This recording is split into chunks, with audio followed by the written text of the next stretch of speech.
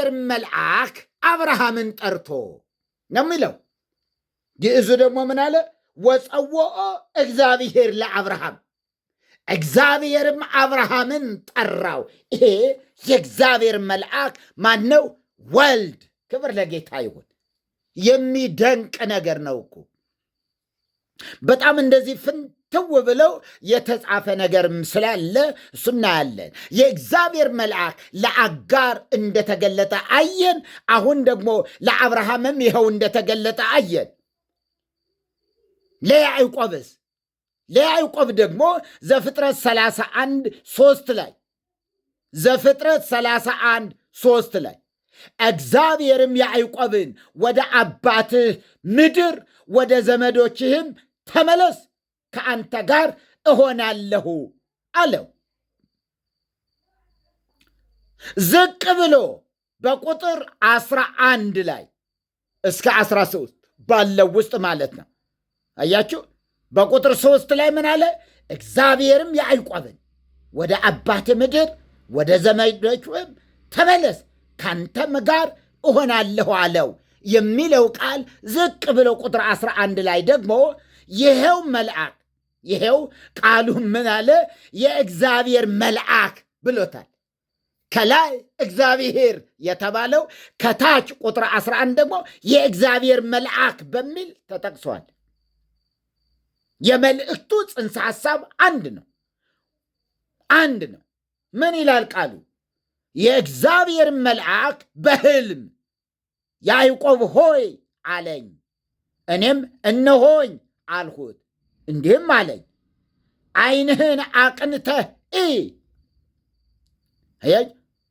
ላባ በአንተ ላይ የሚያደርገውን ሁሉ አይቻለሁና ሐውልት የቀባህበት በዚያም ለእኔ ስለት የተሳልክበት የቤቴል አምላክ እኔ ነኝ። አሁንም ተነስተህ ከዚህ አገር ውጣ፣ ወደ ተወለድክበት ምድር ተመለስ አለው ይላል። ማን? የእግዚአብሔር መልአክ።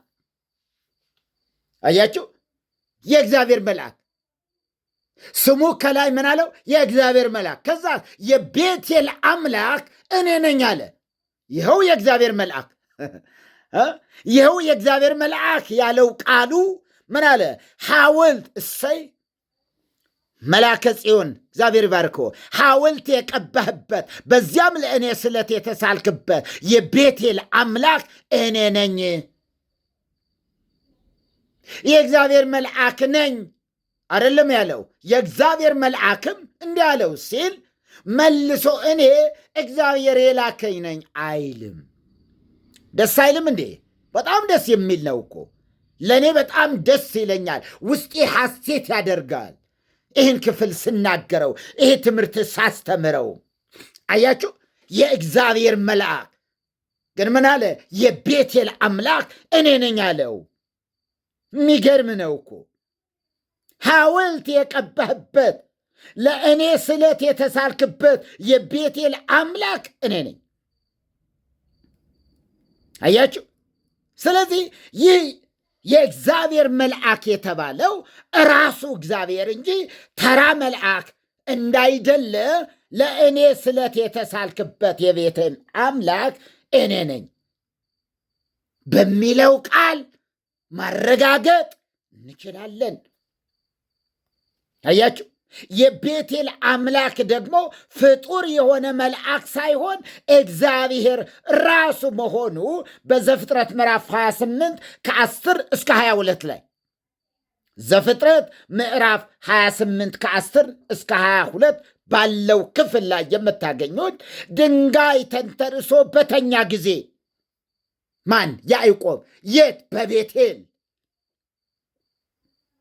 ሕልምን አለመ። እነሆም መሰላል በምድር ላይ ተተክሎ ራሱም ወደ ሰማይ ደርሶ እነሆም የእግዚአብሔር መላእክት ይወጡበት ይወርዱበት ነበረ። እነሆም እግዚአብሔር በላዩ ቆሞበት ነበር። እንዲህም አለ፣ የአባትህ የአብርሃም አምላክ የይስሐቅም አምላክ እኔ እግዚአብሔር ነኝ።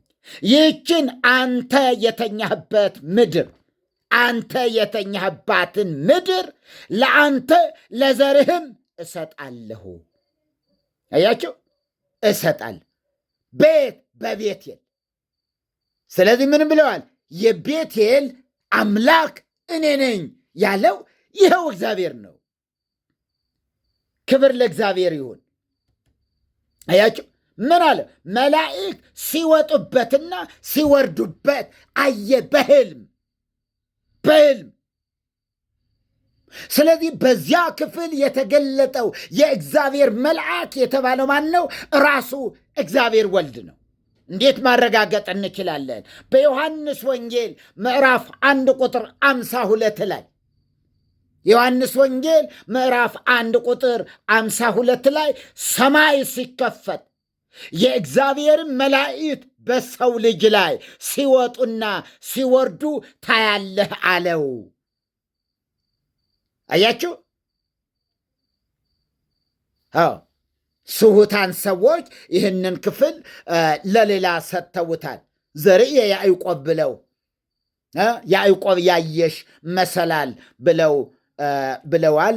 ሌላ እንትን ነገር አንጨምርበትም በዚህ ክፍል ላይ እግዚአብሔር ዋጋቸውን ይስጣቸው እንጂ እና መላእክት ሲወጡባት ሲወርዱባት ያዕቆብ ያያት ማርያምን ነው ብለው መላእክት ሲወጡባት ሲወርዱባት።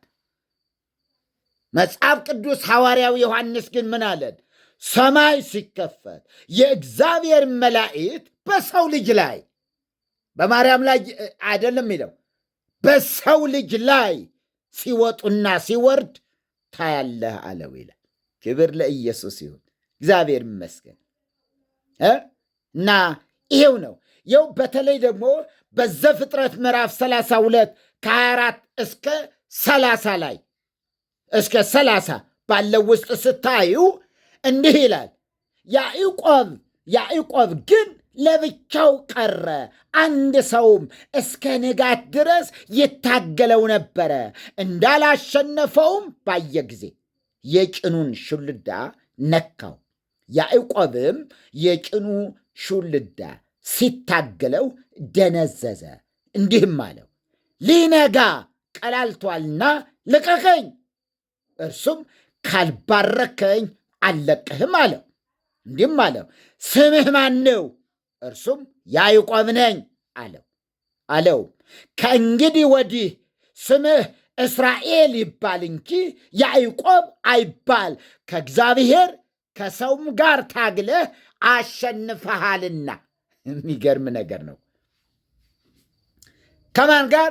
ከእግዚአብሔርም ከሰውም ጋር ታግለህ አሸንፈሃልና። ከእግዚአብሔርም ከሰውም ጋር ታግለህ። ይህንን ክፍል የት ላይ እናገኘዋለን? በሆሴዕ 12 ከ4 እስከ 6 ባለው ውስጥ ይኸው የዘፍጥረት ምዕራፍ 32 ላይ ሆሴዕ ደግሞ በደንብ አድርጎ ያብራራልናል። ምዕራፍ 12 ላይ እንዲህ ይላል፣ በማሕፀን ውስጥ ወንድሙን በተረከዙ ያዘው፣ በጎልማስነቱ ጊዜ ከአምላክ ጋር ታገለ፣ ከመልአኩም ጋር ታግሎ አሸነፈ፣ አልቅሶም ለመነው። ከማን ጋር? ከመልአኩም ጋር። ማን ነው ይሄ መልአክ? ከመልአኩም ጋር ታግሎ አሸነፈ። የሚገርም ነው እኮ። ከመልአኩም ጋር ታግሎ አሸነፈ፣ አልቅሶም ለመነው። በቤቴልም አገኘው። አያችሁ፣ ቅድም ያልነው ነው እኮ የቤቴል አምላክ እኔ ነኝ አለው። በቤቴልም ምን አለው? አገኘው።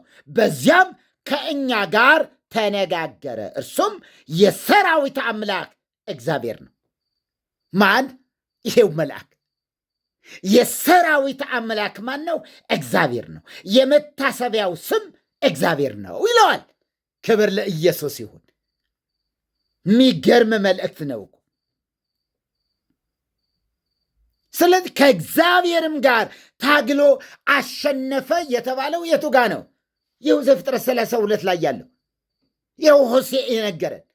ለካ የእግዚአብሔር መልአክ የተባለው ራሱ እግዚአብሔር ወልድ ነበረ ማለት ነው። ለእኔ በደንብ ነው እየበራልኝ ያለው። እግዚአብሔር ይመስገን። ለእናንተ እንዴት እንደሆነ እንግዲህ በኋላ ማይክ ፍሪ ስላችሁ ትገልጣላችሁ ማለት ነው። እግዚአብሔር ይመስገን። አያችሁ፣ ከእግዚአብሔር ከሰውም ጋር ታግለህ አሸንፈሃልን። ከእግዚአብሔር ከሰውም ጋር ታግለህ አሸንፈሃልና ሲል ሆሴ ደግሞ ምን አለው? ከአምላክ ጋር ታገለ ካለ በኋላ ከመልአኩም ጋር ታግሎ አሸነፈ። ይሄው መልአክ ማን? እግዚአብሔር። ይኸው መልአክ ማን ነው? እግዚአብሔር ራሱ የሆነ ፍጡር መልአክ አይደለም። ስለዚህ ነው ያዕቆብ ከተረዳ በኋላ ካወቀው በኋላ ምክንያቱ ሌሊት ነበረ፣ በጨለማ ሊለየው አልቻለም። ሌሊት ሙሉ ሲታገለው አደረ። ሲነጋስ ያ ፍጡር የሆነ መልአክ ሳይሆን ሊባርክ የሚችል የሚባርክ የሚያጽናና እግዚአብሔር መሆኑን ስለተገነዘበ አለቅህም አለ። አለቅህም ቡራኬን ፈልጎ ያዕቆብ ከማን ነው የሚፈልገው? ከፍጡር መልአክ አይፈልግም። ከፍጡር ሰው አይፈልግም። የሚፈልገው ከማን ነው? ከእግዚአብሔር። አውቆታላ። ስለዚህ ምን አለ? ቡራኬን ፈልጎ ካልባረከኝ አለቅህም። እግዚአብሔር እንዲህ አይነት መገለጡን ይስጠን። ዝም ብሎ በድንግዝግዝ አይደለም፣ በጨለማ አይደለም፣ ድንግዝግዝ በሆነ መንገድ ሳይሆን እንዲህ ቃል በቃል የሚናገር አምላክ። ይሄ ድንግዝግዝ የሆነ ነገር እንዲሁ እግዚአብሔር ምን ይላል፣ ስለ እኔ ምን ይለኛል፣ ምን ይልሃል የማይል በጎቼ የእግዚአብሔር ድምፅ ይሰማሉ ተብሎ እንደተጻፈ የእግዚአብሔር በጎች ከሆን ወገኖቼ ድምፁን የመስማት አቅም አለን። ድምፁን የመስማት ምን አለን? መብት አለን፣ ስልጣን አለን። በጎቼ ድምፄን ይሰማሉ ያለ ጌታ ስሙ ብርኩ ይሁን። በጎች ከሆናችሁ ድምፁን ትሰማላችሁ። ወደ ማንም አትሄዱም፣ ወደ መልአክም አትሄዱም፣ ወደ ፍጡራንም አትሄዱ፣ ወደ ሙታንም አትሄዱም። የእግዚአብሔር በጎች ሁኑ። መጀመሪያ የእግዚአብሔር በጎች ከሆናችሁ ወደ ማን? ወደ እረኛችሁ፣ ወደ በጉ። በጎች ከሆናችሁ ወደ ማን? ወደ በጉ። በጉ እረኛ ነው። በጉ የበጎች እረኛ ራሱ በግ ነው፣ ደግሞ እረኛ ነው። ክብር ለእግዚአብሔር ይሁን። ራሱ ማን? በግ። ከዛስ የበጎች ደግሞ እረኛ። የበጎች እረኛ ብቻ አይደለም፣ የበጎችም ደግሞ በር። ለማንም አከፋፍል አይሰጥም። አንዱን መልአክ አንተ እረኛ ሁን፣ እኔ በር ልሁን አላለም። እረኛ ማን? እርሱ። በጉ ማን? እርሱ። መስዋዕት ማን? ራሱ። እግዚአብሔር ይመስገን ራሱ። ክብር ለኢየሱስ ይሁን። እያችሁ እግዚአብሔር ይመስገን። እና የእግዚአብሔር ቃል እንዲህ ነው የሚለው። አዎ ሃይማኖተ አበው በዚሁ ምናልባት ምስኪ ለዮሴፍ የተገለጠበት ክፍል ላይም አንድ ነገር እኒ ለዮሴፍ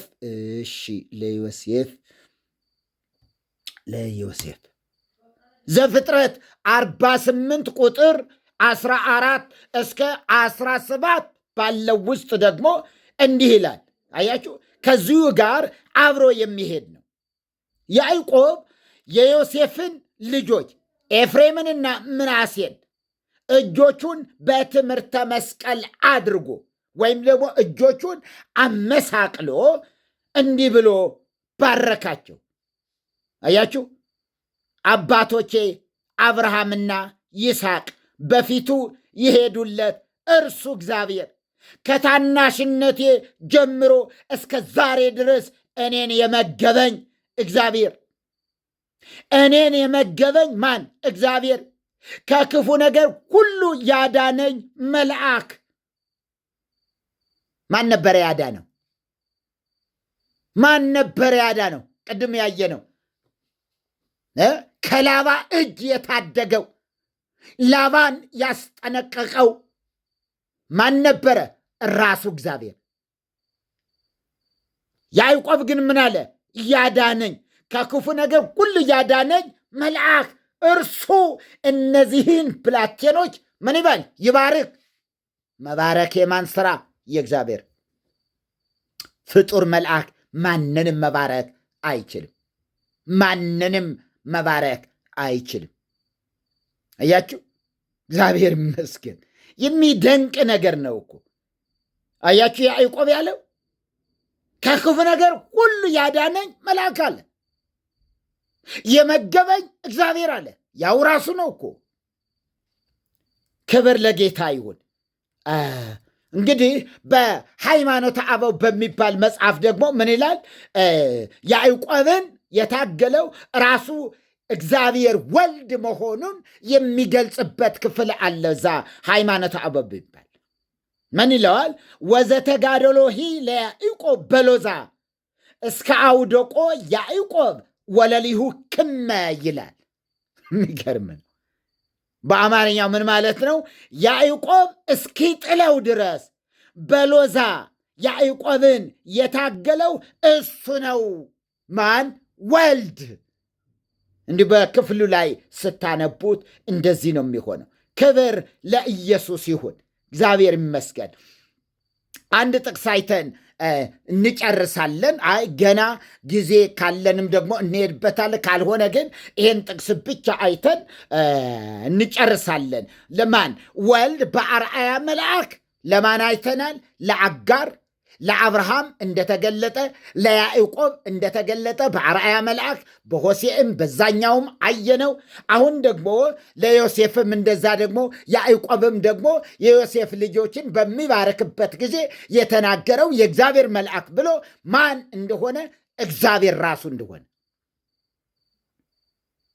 ዘጸአት ለሙሴ ደግሞ አሁን ለሙሴ ዘጸአት 3 ከ1 እስከ 7 ባለው ክፍል ውስጥ አያችሁ፣ በዚያ ውስጥ በእሳት ነበልባል በእሾህ ቁጥቋጦ መካከል የታየው የእግዚአብሔር መልአክ፣ በእሾህ መካከል በእሾህ ቁጥቋጦ መካከል የታየማ የእግዚአብሔር መልአክ፣ የእግዚአብሔር መልአክ ሙሴ ወደ እርሱ ወይም ደግሞ ድምፁን ለመስማት ቀረብ ሲል ድምፁን ለመስማት በሩቁ ያየውን በሚቃጠለው የእሳት ነበልባል በዚያ ሐመልማል ላይ ጸጳጦስ ይሉታል ግዕዙ እንደዛ ነውና፣ በዚያ ሐመልማል ላይ የታየው የእግዚአብሔር መልአክ ቅጠሉ ሳይቃጠል ሳይከስል ማለት ነው።